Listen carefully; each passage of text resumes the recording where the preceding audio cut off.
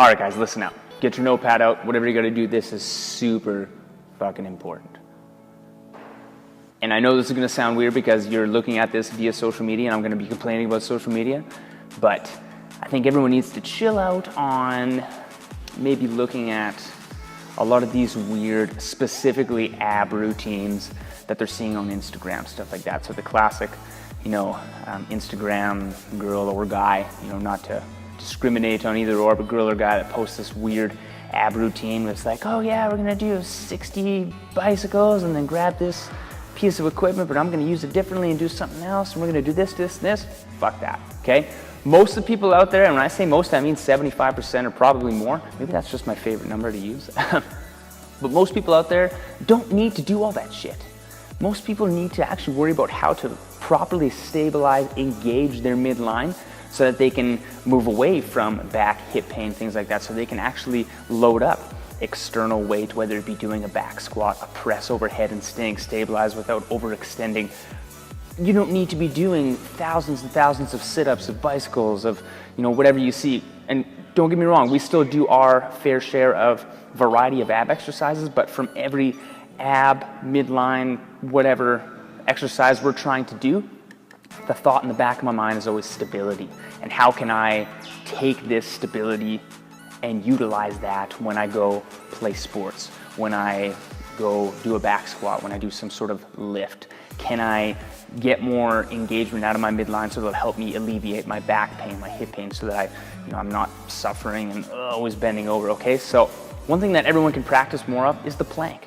And people that come here to Villain Strength Conditioning know that we practice the front plank a lot. And from my personal preference and a lot of physiotherapists that I've talked to over the years, I think a great baseline to be able to hold your body weight in a organized and efficient, more like structured manner, you should be able to hold a front plank for 3 minutes effectively, okay? So if you cannot hold a front plank for, I'd say about 3 minutes, then I think you can chill out on a lot of these crazy ab routines that are guaranteed to give you six-pack abs, but really won't really do much, okay? So let's focus on stability and actual function of what we're trying to do to strengthen the trunk and the midline in general. And I guarantee you're gonna have some better results, with stability and lifting more weight and doing more things than being falsely promised a six-pack based off this ab routine, because really we all know where the six-pack lies and how to get that. I don't even have to say it, okay? So when we're talking about front plank, there's a few things I want you to do.